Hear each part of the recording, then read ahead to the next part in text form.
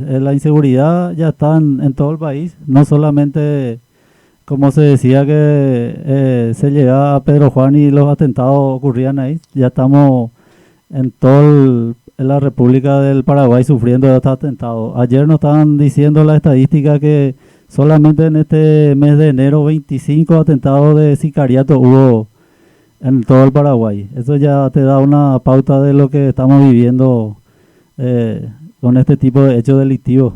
Y justamente la invitación que te hice era justamente por la inseguridad jurídica y no solamente la inseguridad jurídica y en nuestro país, es una inseguridad total.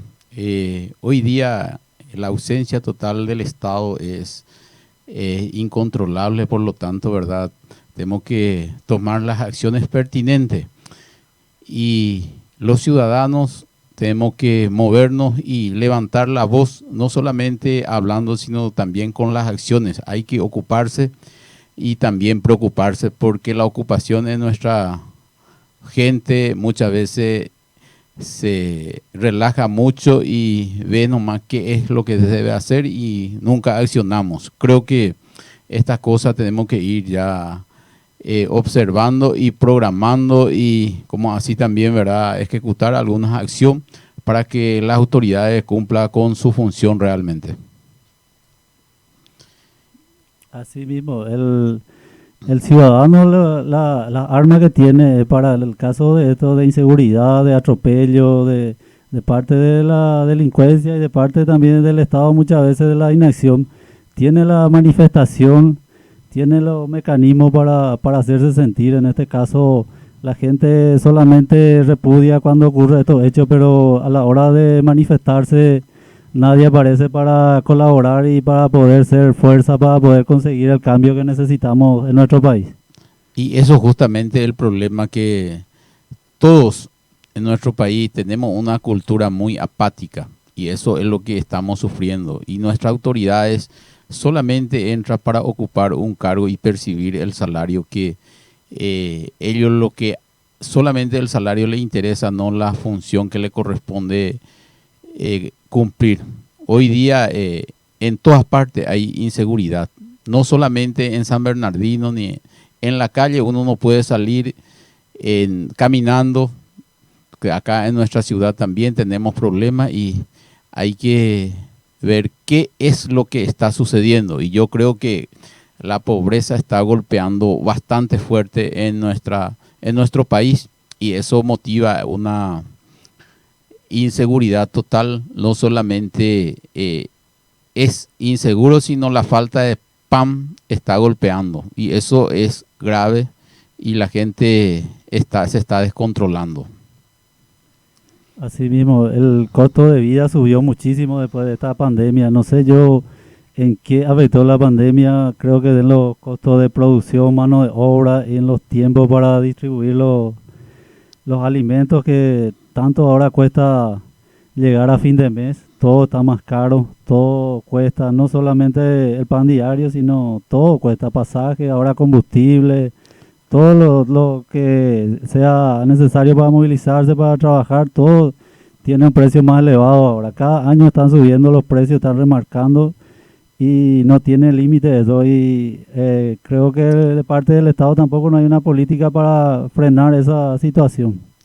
Yo creo que la gente que se dedica en la venta de combustible maneja el mercado, porque hoy día cada 200 metros tenemos Servicentro y desde la pandemia tuvimos un aumento de casi, un aumento importante de combustible. Hoy día el combustible es un artículo de lujo y eso motiva la suba de todos los precios, porque con qué se mueve todo esto. Entonces se mueve con el combustible y ya empieza a subir. Hoy día el supermercado, por ejemplo, la gente muy poco acude a los super, ya no hay plata para comer, entonces está jodido la situación y eso es un parámetro muy importante, que el movimiento en los supermercados depende mucho de la economía de la zona. Entonces si hay mucha gente en los super es porque hay movimiento y ahí la gente tiene recursos. Y hoy uno se va al supermercado de 14 cajas, 2 cajas se abre. Entonces el 80% de la venta en los super yo creo que está cayendo. Y eso es grave. Entonces la gente no está teniendo recursos económicos justamente para la comida.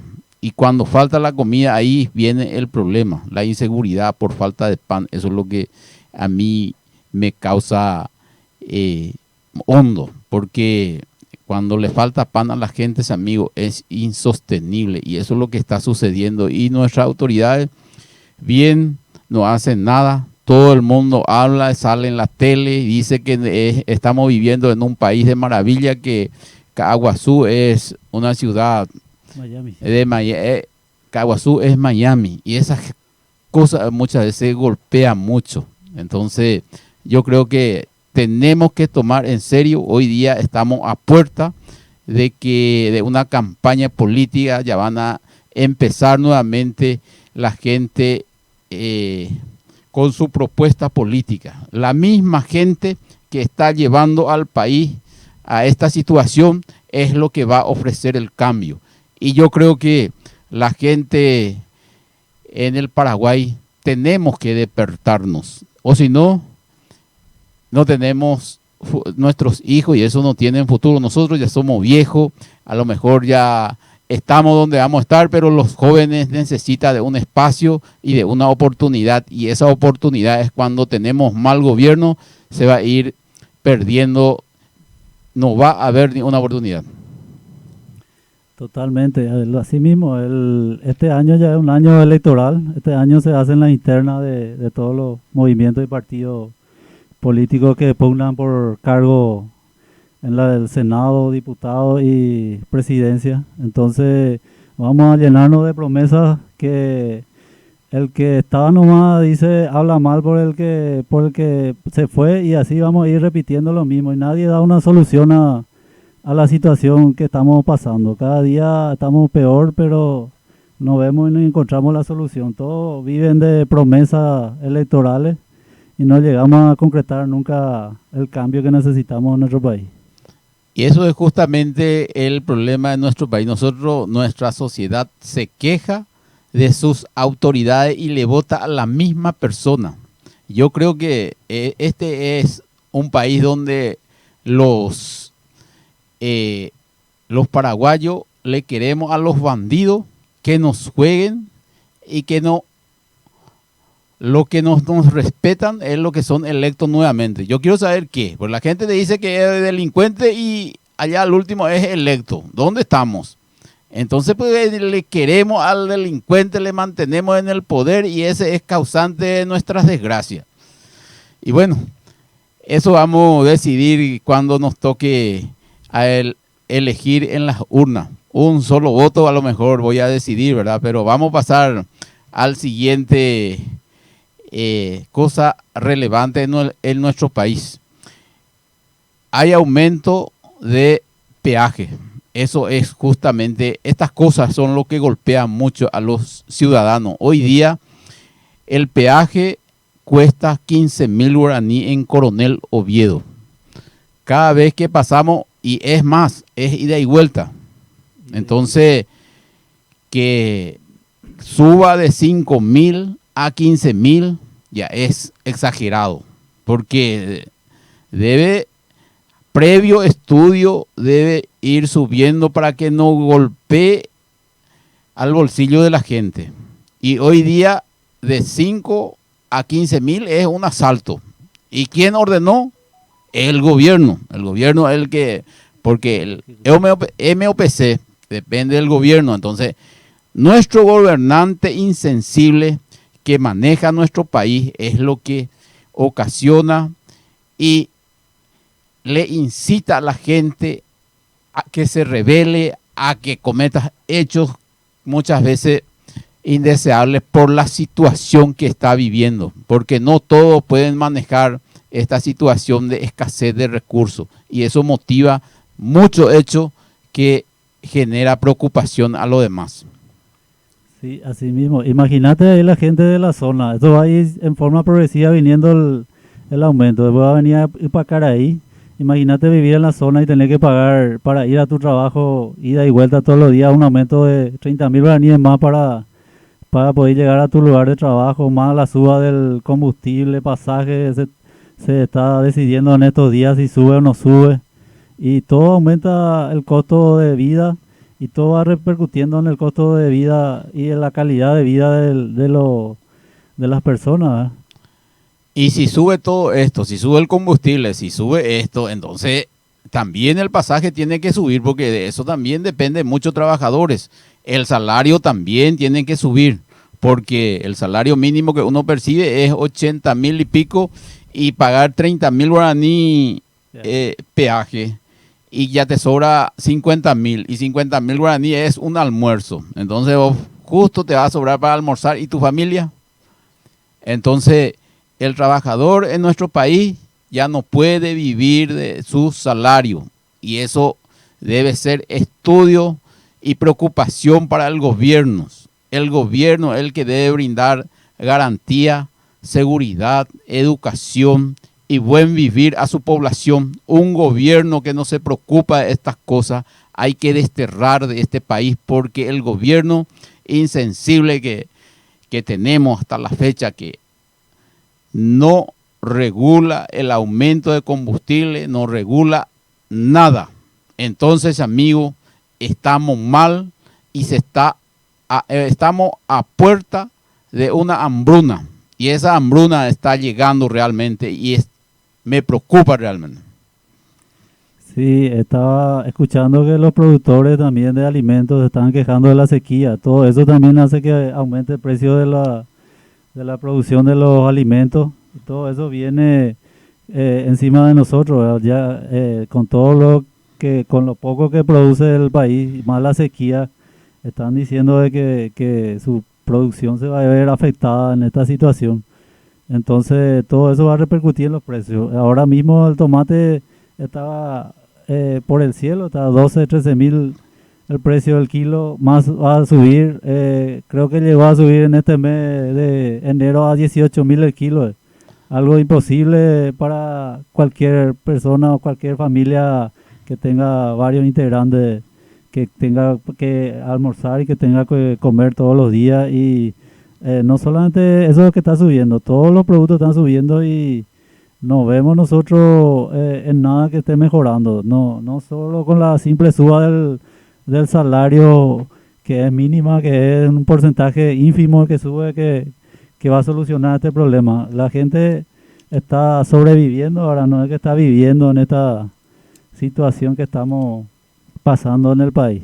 No es nada alentador el panorama y en este año se viene más suba de todo tipo. Entonces, pea la ñan de situación, la ñan de preocupación, si es que vamos a preocuparnos, esta y la ñan de preocupar, de que tu bebé y yacarú, va ahí, porque PTI planta de lechuga, increíble, por primera vez compré la vez pasada 7.500. Hoy amaneció a 9.000. Entonces ya es desfasado. Entonces, todas esas cosas hay que ir. La gente va a decir, yo estoy lechugas y de allá, pero no hay que dicen de allá. Hay que diversificar, trabajar con la gente que produce. Muy me la de Ministerio de Agricultura y Ganadería, muy me la de técnico, va ya po. Oficina pe o cañé, oye, muy aire acondicionado, oye, el teléfono, mi tipo a pesa ya sufrí, ¿por culpa de quién? Por la incompetencia también del gobierno, porque del gobierno depende la producción también a través del Ministerio de Agricultura y Ganadería. O cobras y sueldo, o guapu aire pe, oye, el teléfono pe, hayande ya pagar la consecuencia peare. Vea pesa funciona. Sí, así mismo, el Ministerio de Agricultura y Ganadería es el encargado de la política de producción del país. Ellos son los que tienen que darle la asistencia técnica a nuestros productores para poder sacar su producto y para poder mejorar el producto, y que también ellos tienen que encargarse de conseguirle el mercado para ellos, ¿verdad? Para la venta y para la colocación de sus productos. Bueno, ya plaga, mi cita la de espacio, de último año, cuando ya hasta el año de punto, justamente te invité para que los oyentes sepan la situación que está sucediendo en el caso Banco Nacional de Trabajadores, específicamente el caso de Alcibiades Ledesma. Es la situación Alcibiades Ledesma. Es un caso prescripto, es un caso que debe ser resuelto y que también por la inseguridad que vivimos en nuestro país, también jurídica, que eso es de público conocimiento, que el atropello del derecho en este país es pan de cada día. Entonces, acá vamos a tocar un poco el tema, vamos a hacerle saber un poco a la gente qué está planteando, porque acá ninguna defensa es óptimo, porque nuestros jueces, los ministros de corte, todos están de vacaciones. Hoy a él le tocó justamente que todo el mundo estaba de vacaciones y lo que resuelve es que se vaya adentro. Entonces, estamos viendo de esa forma, ¿verdad, Néstor? Así mismo, esta situación es un caso grande, un caso emblemático. Muchos de nuestra generación de ahora ya no se van a recordar o no van a saber el tema, pero la situación de este señor es una situación de injusticia que se está cometiendo con él. Él comenzó en el Banco Nacional de Trabajadores en el año 91 y salió allá en el 93, ya salió él porque el cargo que él hacía o que tenía era un cargo de director que era en representación de los trabajadores. Y él tenía su función específica ahí dentro del banco, ¿verdad? Y lo que la gente no entiende, la gente toca de oído nomás, porque dice, no, banco BNT, todos son culpables, ¿verdad? Porque cayó el banco, ¿verdad? A veces el banco cayó porque la gente quería que caiga el banco, porque la situación del banco era en el año 93, cuando salió el señor Alcibiades Ledesma, el Banco Nacional de Trabajadores estaba en segundo lugar de rentabilidad detrás del Citibank.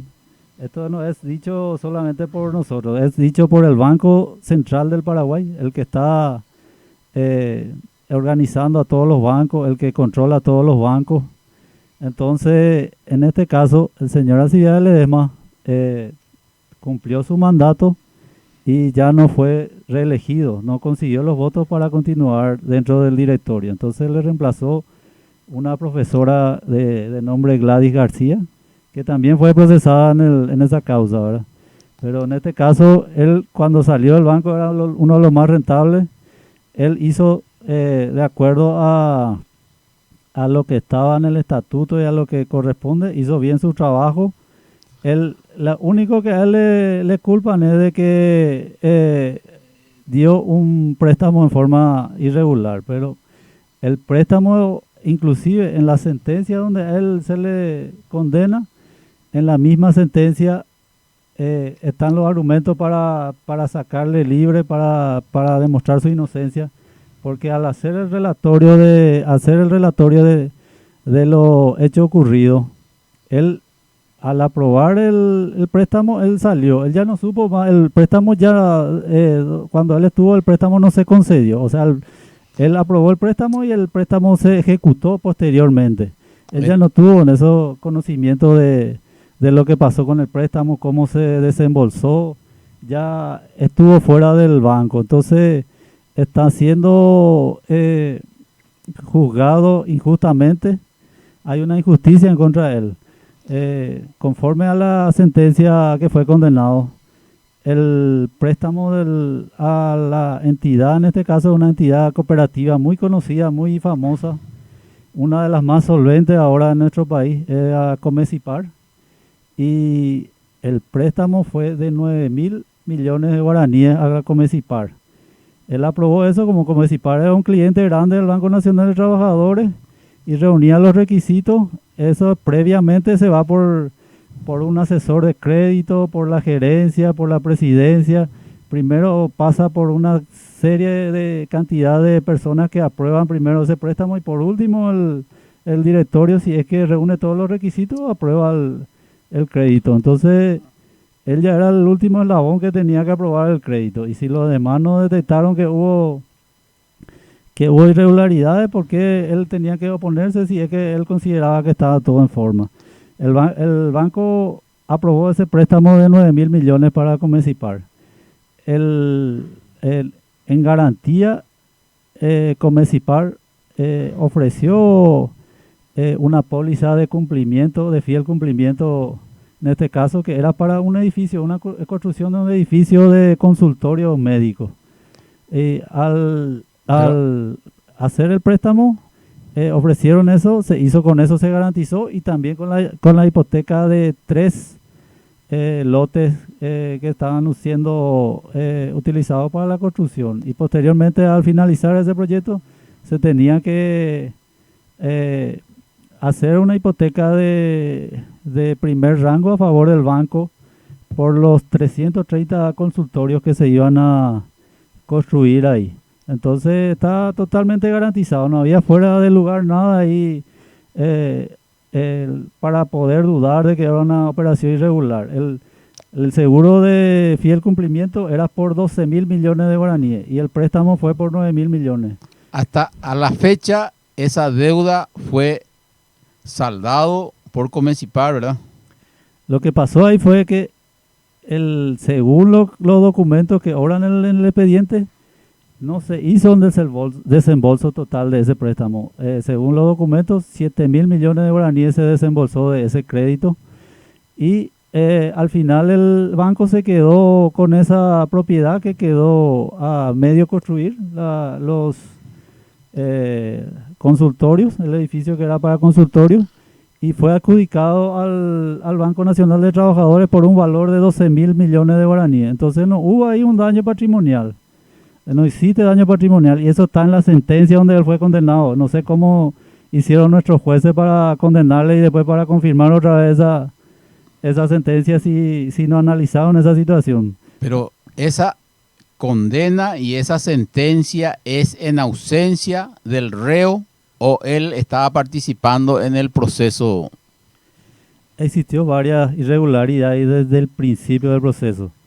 Primero que nada, a él se le hacía las notificaciones en el Banco Nacional de Trabajadores. Él ya no estaba en el Banco Nacional de Trabajadores en ese momento, porque de un principio solamente se abrió la investigación para hacer averiguaciones sobre los hechos ocurridos dentro del banco.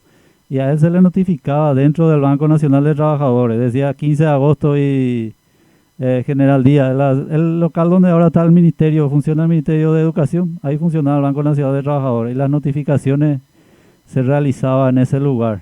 Entonces él no podía tener conocimiento de las notificaciones. Yo te estoy hablando de una época donde no existía WhatsApp, donde no existía teléfonos celulares, había muy poco, muy escaso, solamente gente pudiente, de altos recursos podía acceder a un teléfono celular que pueda ser notificado. Muy pocas personas tenían línea baja para poder ser ubicado. Entonces él no tenía conocimiento de que se le estaba siendo investigado en ese proceso. Tampoco tuvo acceso en ese momento a la investigación a poder defenderse. Recién en el año 99, ya después de decretada la quiebra, él solamente estaba siguiendo el caso por las noticias a través del noticiero. Después allá cuando empezó la quiebra y empezó ya la situación más acuciante, ahí empezó él a preocuparse y también se acercó al juzgado para ver qué situación pasaba. Y ahí entonces le llamaron a él a declarar ya por el 99, ya después 6 años después de haber salido del banco. Y no lo digo yo, eso está en el expediente. Hay cédula de notificación que va dirigido a él y con el informe de Lugier que dice que el gerente del banco le informa de que hace 6 años o hace 5 años dejó de pertenecer a la institución, el señor Alcibiades Ledesma. Entonces, todas esas irregularidades existieron en el proceso. Esa es una de las irregularidades. Otra de las irregularidades, así como hiciste, él estaba presente hasta la primera instancia. Posteriormente, en segunda instancia, a él ya no estuvo en el proceso, y igual fue condenado. Entonces se violó ahí su garantía del debido proceso. Eso tenían que haber suspendido el proceso con relación a él y pedirle que se presente para poder continuar. Pero no, nuestra justicia siguió y fue condenado en segunda instancia en su ausencia. Eso es otra irregularidad gravísima que está contemplada en nuestra Constitución Nacional y también dentro de la Corte Interamericana de Derechos Humanos a cual recurrimos, ¿verdad? En nuestra denuncia. Explica, pea Néstor, pea Corte Interamericana, va, EPAGI. Pea la importante, porque cuando uno no encuentra justicia en su país, el derecho le da la posibilidad de recurrir a una instancia internacional. Y justamente acá el abogado defensor, justamente lo que el que planteó justamente esa acción de recurrir a una instancia internacional en busca de que nuestro país cumpla con su rol de dar la justicia anhelada a todos sus ciudadanos. Entonces, ya explica, mira, vean, ¿qué situación está? Así mismo, este es un señor de 69 años de edad, ¿verdad? Por la misma edad, luego ya sabemos que somos más vulnerables, que en este caso el señor tiene varias complicaciones de salud. Entonces, nosotros al recurrir al Poder Judicial, solicitamos nosotros la medida pertinente para que pueda continuar, aunque sea con un arresto domiciliario de su casa, porque hay tratamiento que tiene que hacer. El señor sufrió un infarto hace 2 o 3 años atrás, sufrió un infarto, estuvo muy delicado, casi perdió la vida y entonces estaba con un tratamiento hasta este momento y ahora se cortó abruptamente ese tratamiento y corre riesgo su vida. Y eso es lo que no entienden nuestras autoridades. Nosotros solicitamos la constitución de los médicos forenses del Poder Judicial ante él, ante su lugar de reclusión. Entonces los médicos forenses, tanto de la Fiscalía, del Poder Judicial, como también de la parte de la defensa, también su médico tratante estuvo asistiéndole y cada uno hizo su dictamen con relación a él y todos coincidieron de la gravedad de su situación y de que la mejor situación que está él en la reclusión no es un lugar adecuado para que pueda tratar su problema de salud. Tampoco la penitenciaría cuenta con los medios ni tampoco el lugar adecuado para el tratamiento de su situación de salud. Entonces, teniendo en cuenta eso, hicimos 2 revisiones de medida con relación a eso. Agregamos todo su informe médico, todos los antecedentes médicos, todos los problemas de salud que tenía. Pedimos como corresponde con la debida medida alternativa o sustitutiva a la prisión para garantizar porque ahí pues no se va a cumplir más. ¿De qué nos sirve a nosotros solicitar todo lo que sea que tengamos que solicitar? Pero si él pierde la vida mañana no nos sirve de nada todos los recursos que presentamos. Nosotros hicimos toda la revisión, 2 revisiones se nos rechazó con la apelación y nadie tuvo en cuenta su estado grave de salud. Lo principal de nuestra Constitución pues, es la vida, la salud de las personas, prioridad para nuestra Constitución. Y en este caso los jueces no tuvieron compasión ni tampoco pueden velar por la situación de salud de este señor. Y entonces lo único que nos quedó es recurrir ante la Corte Interamericana de Derechos Humanos. Espérame un ratito ahí, quiero agregarle un punto muy importante, que el Estado paraguayo tiene la obligación de la protección de la vida, la salud y la libertad.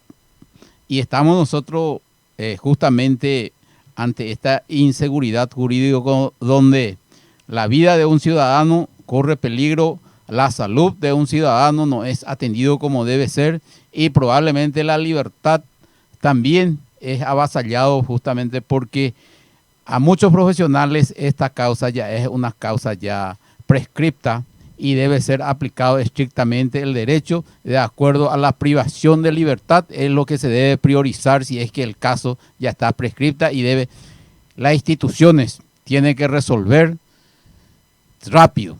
Porque, ¿qué pasa? La vida, la salud y la libertad están en juego. ¿Y dónde están las instituciones? Ausente.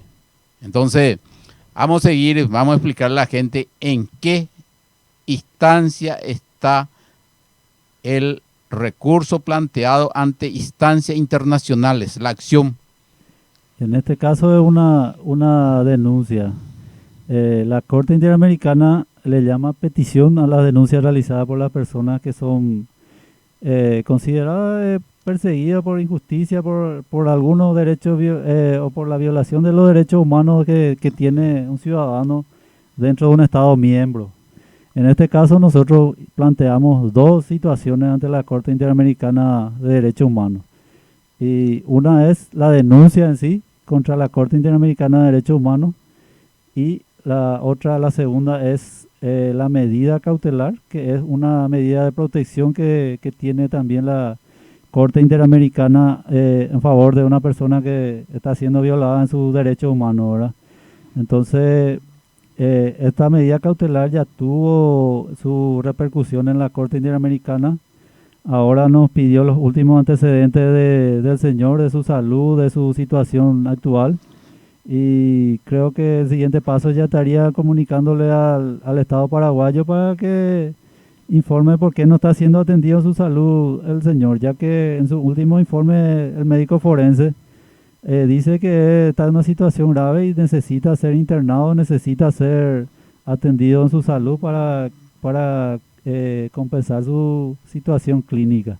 Entonces todo eso el Estado se desentendió de esa situación. Es más, el análisis que hizo, el último que hizo en el Hospital Nacional de Itagua, le llevaron a hacer los análisis por una situación de urgencia. Me dijeron de que en forma urgente le llevaron, inclusive nos sorprendió a nosotros porque a las 5 de la mañana nos avisan de que estaba siendo llevado al Hospital Nacional de Itagua. Eso nos llamó la atención y estaba ya por la situación de salud que estaba viviendo, estaba orinando sangre el señor. Entonces, de forma urgente le llevaron a hacer los análisis, pero tampoco tomaron otras medidas porque dice el director de la penitenciaría que hasta ahí puede hacer, que ya depende del juzgado, pero el juzgado no quiere tomar esa determinación de ordenar su internación o de hacer el tratamiento. Por eso es que recurrimos ante los organismos internacionales. La medida cautelar, así como dije, ya agregamos todos los documentos, todos los informes médicos que tenemos, todos los estudios médicos, todos los antecedentes de la petición, también todos los recursos y todas las peticiones que hicimos por su salud ante el juzgado, ante las cortes, todo para que puedan tener conocimiento acabado también de la situación. Y este es el país que tenemos, señores, a la gente que está viendo, oyendo, ¿verdad? Que en nuestro país no existe justicia ni barato ni pronta. Entonces, esa es la situación que tenemos que recurrir a instancias internacionales a los efectos de que sea atendido en sus derechos protegidos por la Constitución Nacional. Nuestros jueces son jueces de sentimiento probablemente y de cumplimiento, porque a ellos lo único que les interesa es que su resolución no se viralice, no se cuestione porque tienen miedo de aplicar la justicia. Creo que en este caso, ¿quién es la jueza que está atendiendo el caso? Y en este momento en la que está atendiendo es la jueza de liquidación de causa antigua, Nilda Jiménez. Ella es la que tiene a su cargo las causas que empezaron con el viejo procedimiento penal. Porque hay que resaltar también ahí que hubo una transición entre lo que es el nuevo código penal y procesal penal. También dentro de ese marco se editó la ley de transición, que era favorable a los procesados en este caso porque le da una salida alternativa a las personas que no tenían una resolución dentro de su proceso, una sentencia firme y ejecutoriada en ese entonces. Entonces hasta el 2003 era el plazo que tenía la gente para poder, o sea, los jueces para poder hacer o desestimar la causa o condenar, o lo que sí tenía que haber una condena firme, pero ellos sobrepasó toda esa situación. ellos alegan que hubo de parte de ellos nunca, de parte del Poder Judicial nunca existe Pronunciamiento rechazo, oficial. rechazo, nunca ellos son culpables de la morosidad. La culpa dice que era porque hubo excesiva cantidad de procesados, 24 procesados, y que con todos los recursos, incidentes y que se plantearon, entonces se tuvo que dilatar más y que esta situación no podía subsanarse o no podía pasarse por alto. Entonces ellos continuaron, inclusive hasta el 2011 estuvieron litigando a los demás con recursos y con aclaratorias y tratando de conseguir también justicia. En ese sentido también la Fiscalía dijo de que hubo prescripción en la causa. Ya cuando llegó a la corte la Fiscalía dijo de que no, tenemos que respetar, hay que hacer valer el derecho y esta causa prescribió y no hay nada que hacer. Y le dijo a la corte eso y la corte se desentendió, no quiso escuchar, argumentó otras cosas y dijo no, nosotros no vamos a aplicar eso y acá tiene que haber condenado. Dice, es lo que estamos diciendo de que no hay justicia porque la prensa o porque que dirán en contra de ellos. Pues, ahí siempre hay alguien encima que está por encima del Poder Judicial. Nunca va a ser independiente así nuestro Poder Judicial si no tenemos jueces valientes y que apliquen el derecho como corresponde. Y justamente esas acciones de los ministros de corte seguramente es porque tiene recomendados, han solicitado, ya pues ahí, parece era, pero ya pues ahí veo diputado, senador, el famoso lobby. Sí. Lo que quiere ser ministro de corte, son gente chupa media y que deja mucho que desear, que para impartir justicia tiene que ir a encuadrarse a político corrupto para tener los votos para que sea designado. Y esa gente es lo que imparte justicia en nuestro país, y cuando las papas queman, ellos no son capaces de decidir de acuerdo al derecho, sino qué dirán lo que me pusieron. Entonces está más preocupado para continuar que aplicar la justicia. En este caso corresponde de acuerdo a lo manifestado por el fiscal entonces, que la causa es prescripta y no hay nada que discutir y que se debe aplicar lo que establece el código. Entonces la prescripción es una causa terminado por transcurso del tiempo entonces. Así mismo, existe lo que dice, el Estado tiene el derecho de punir, dice, ¿verdad? El derecho de castigar cuando existe un hecho punible, ¿verdad? Pero en este caso nosotros sostenemos la inocencia del señor Ledesma por las razones que ya dije. Y entonces el Estado, si no puede conseguir o tener en un plazo razonable, eso habla no solamente acá en nuestra Constitución del plazo razonable, también la Corte Interamericana de Derechos Humanos se basa en los principios y en la Declaración de Derechos Humanos, donde uno de los principios es que se debe tener una condena firme en un plazo razonable, ¿verdad? Y cada situación y cada país tiene que fijar su plazo razonable. Nosotros tenemos fijado en nuestra Constitución.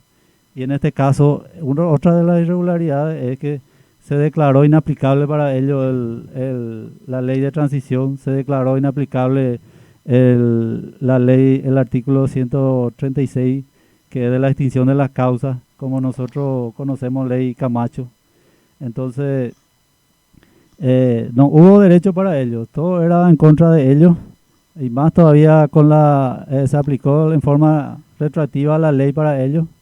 El proceso se tenía que haber guiado por el procedimiento, por el código de procedimiento anterior, pero ellos hicieron ahí una cosa inentendible, aplicaban un código, aplicaban otro código, y con la excusa de que era más favorable al procesado, se violó varios derechos ahí que en este caso todas esas irregularidades nosotros le hicimos notar a la Corte Interamericana de Derechos Humanos.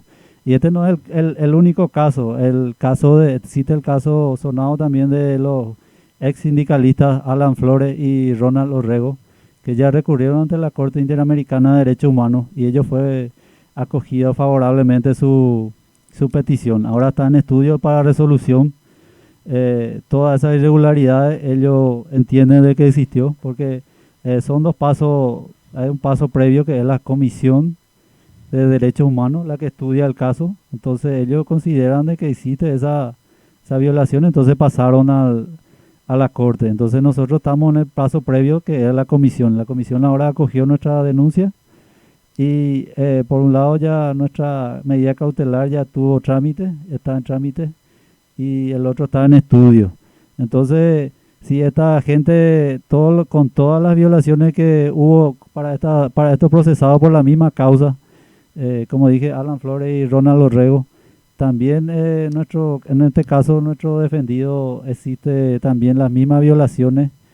Inclusive para él existen mucho más violaciones, ya que él ni siquiera fue parte de ese proceso donde el banco cayó en quiebra, ¿eh? Toda esa irregularidad que existe es una aberración ese expediente. Encima dice que existe, según nuestro Procurador General de la República, 190 tomos tiene el expediente. Imagínate lo que es 190 tomos de este expediente. Y nosotros estuvimos en el Poder Judicial tratando de averiguar, y la gente dice que solamente existe 70 ahí en el expediente donde está la causa ahora con la jueza que está entendiendo ahora. Solamente se tiene 70 y 100, no, ¿100 cuánto? 190 el Procurador General de la República. 190 tomos para una institución pública y 70 para la institución, o sea, para el Poder Judicial. La pucha. Acá estamos ante una situación seria, porque se ha violentado justamente la irretroactividad de la ley. Acá, durante la comisión de un hecho punible, se tipifica un hecho.